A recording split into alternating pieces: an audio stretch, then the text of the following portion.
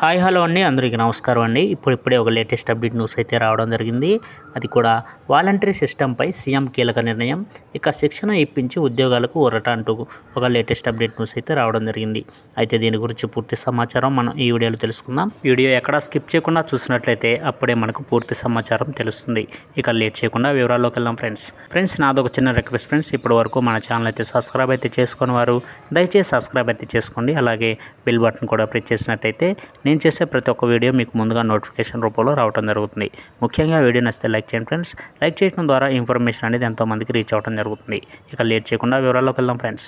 ఏపీలో వాలంటరీ వ్యవస్థపై క్లారిటీ వచ్చేసింది. ఏపీ ప్రస్తుత ఆర్థిక పరిస్థితుల నేపథ్యంలో పరిమిత సంఖ్యలో వాలంటీర్ల సేవలను వాడుకోవాలని సీఎం చంద్రబాబు భావిస్తున్నారు. ఇందుకోసం వాలంటరీ వ్యవస్థలో మార్పులు తీసుకురావాలని టీడీపీ అధినేత ఆలోచిస్తున్నారు. ఇందుకోసం వాలంటీర్లకు ప్రత్యేక శిక్షణ ఇవ్వాలని భావిస్తున్నారు.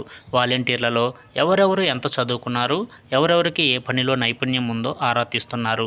ఇక వాలంటరీ పోస్టుకి విద్యార్హత 10వ తరగతి నిర్ణయించిన చాలామంది డిగ్రీ మరియు పీజీ చేసిన వారున్నారు.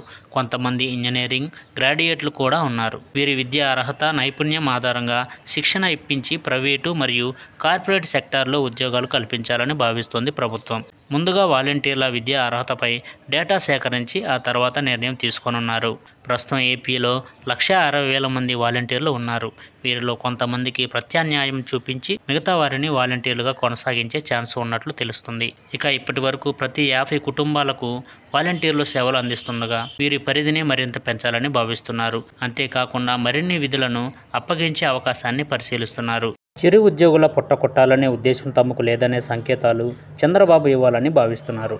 మొత్తంగా వాలంటరీ వ్యవస్థపై ఓ నిర్ణయానికి చంద్రబాబు రావడంతో వారు ఆనందాన్ని వ్యక్తం చేస్తున్నారు. చూశారు కదా ఫ్రెండ్స్, ఈ అప్డేట్ కనుక మీకు నచ్చినట్లయితే లైక్ చేయండి. మరెన్నో లేటెస్ట్ అప్డేట్ న్యూస్ కోసం మన ఛానల్ అయితే సబ్స్క్రైబ్ అయితే చేసి ఫాలో అవ్వండి ఫ్రెండ్స్.